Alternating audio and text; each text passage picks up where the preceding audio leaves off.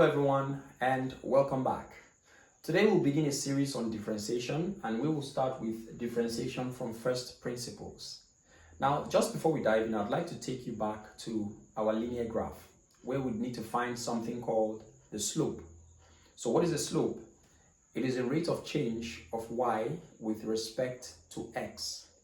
Now let me show you a representation of this on the board. So let's say you plot a graph and you have a straight line, all right? So if you wanted to find out the rate of change of y, this is my y-axis. If you want to find the rate of change of y with respect to x, it basically requires that you pick any 2 points on this straight line, right? And then you produce a right-angled triangle, something like this. So what happens? Well, we start by reading off the x value and the y value as well. So this particular point here would read off your first x value, which we would call x1. And the next one here would read off the second x value, which we would call x2. Now these values of x have corresponding y values. And the first one here, we have our y1. And the next one, we have our y2. So how is the slope calculated using this information? Well, there is a common formula, and that is the rise over the run. Rise over run. This is basically saying that we're going to take our y2, subtract our y1 from it, and divide it by our x2 minus our x1. This is a basic formula for finding the gradient or the slope of a straight line. And the symbol for slope is m. Now you remember this very well, very easy, okay? So the formula is rise over run. And you can actually get the answer if you take any 2 points on this straight line, it's going to give you the same answer. Now that is for a straight line, and that's why it's straightforward. But what if you had to look for the slope of a curve? Now that's where calculus comes in, differentiation. The slope of a curve, that is the rate of change of y with respect to x when it comes to a curve. So I'm going to clean up this now. And let's have a curve. And we'll see how it behaves when we're looking for its slope. So we have something like this here, and let's say you have this, something like this. This is a curve, all right? Now keep something in mind. A curve does not behave like a straight line. If you picked any 2 points on a straight line, you'll get the same answer for the slope, all right? But if you decided to pick any point on this curve, the slope of this curve at that point would be different from the slope of the curve at another point. So what I'm basically saying is, even if I had this point here and I had another point here, okay, and I had another one here, each of these points will have a different slope. But the question is, how do I find the slope of a curve? So like I said, that's where calculus comes in. So let's say we wanted to find the slope at this point, all right? So we'd make it easier for ourselves by making another point and drawing a second, that is a line that crosses any 2 points on a circle, all right? By drawing that line and finding out the slope using that line. So we have something like this. And we are looking for the slope at this point, all right? We're looking for the slope at this point, but we make another point here where the line cuts through, okay? And so we have our triangle. We make a straight line.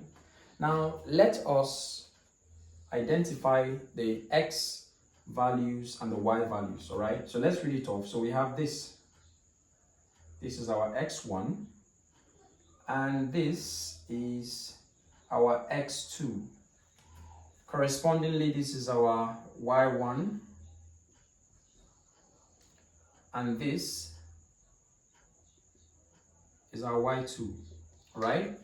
So you see, this follows the same principle as if we're looking for a straight line. But you see, at the end, there's something more that makes it even interesting. But let's identify this first of all. Now, you know, if you traveled from x1 to x2, it means that you've walked a distance, all right? So let's call that distance h. So we're basically saying that the distance from this place to from x1 to x2, let's call it h. Okay, good.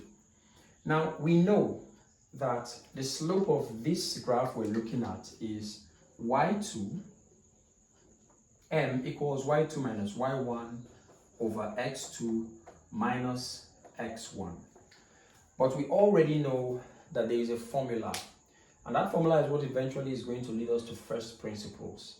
So we're going to make this formula for the slope look like that formula that is more applicable to differentiation from first principles, and that's where we are tending to.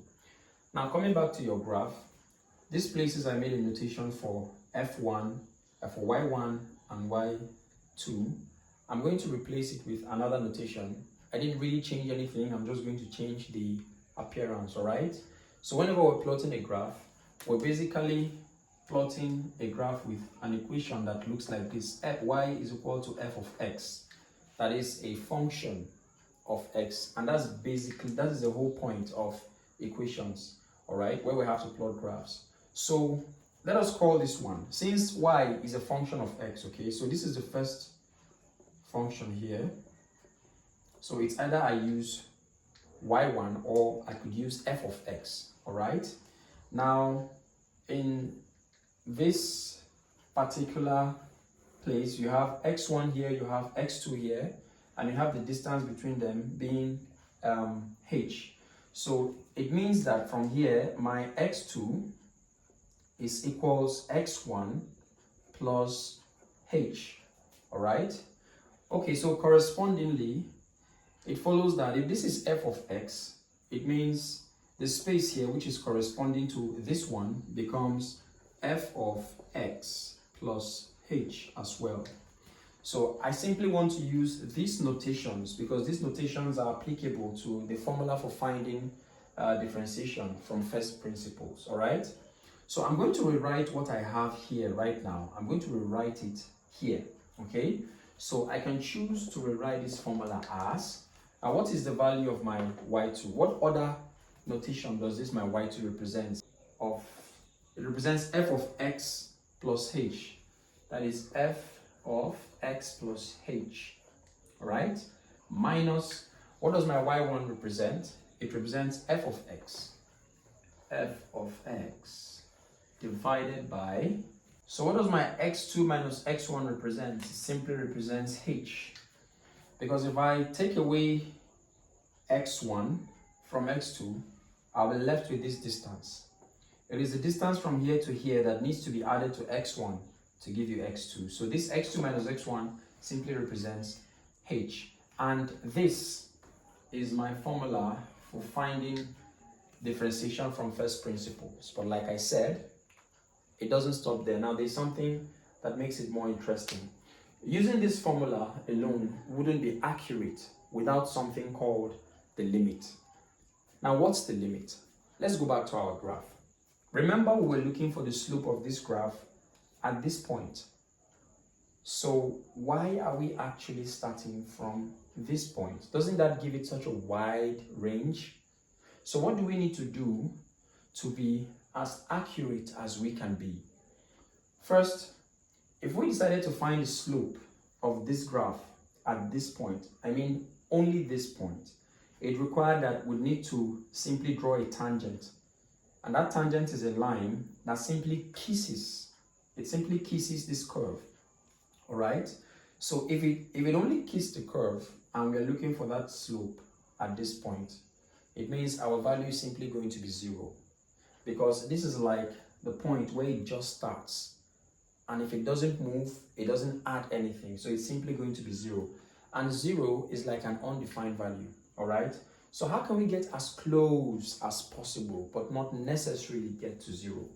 So imagine you could take your hands and simply move this point along this curve, all right? Assuming you could take your hand and you keep on moving this particular point along this curve so that it tends towards this point. What would you notice?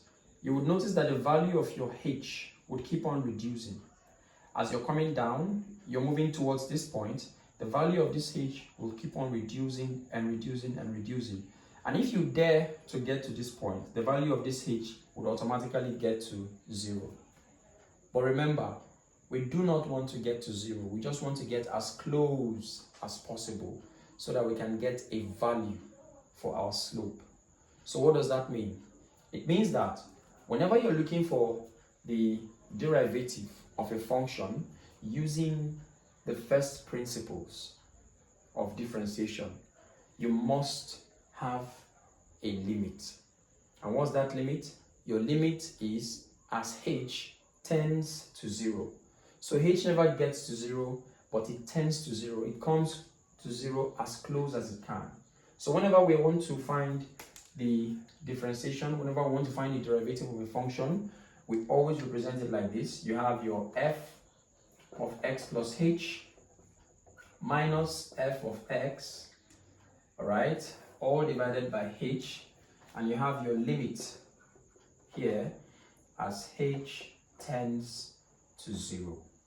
Okay, now normally whenever you're solving any questions, you are supposed to substitute 0 for wherever you see h, but you would never do that when h is the only letter that is at the denominator, because you're going to get an undefined value. If you punch that in your calculator, it's going to be undefined, and that's the whole essence of this. And that is why we say we never want to get to that 0.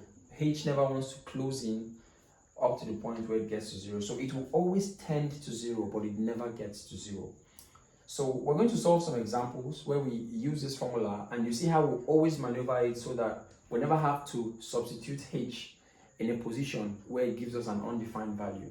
We'll always work it out, and we'll be able to either cancel out h or we substitute h in such a way that we get a defined answer. All right, so this is the formula for finding the first principles, and perhaps you're never going to be asked to do this, but this is the backstory behind these formulas. The most important thing is knowing and memorizing this formula to use in solving many examples, and that's what we're going to do next.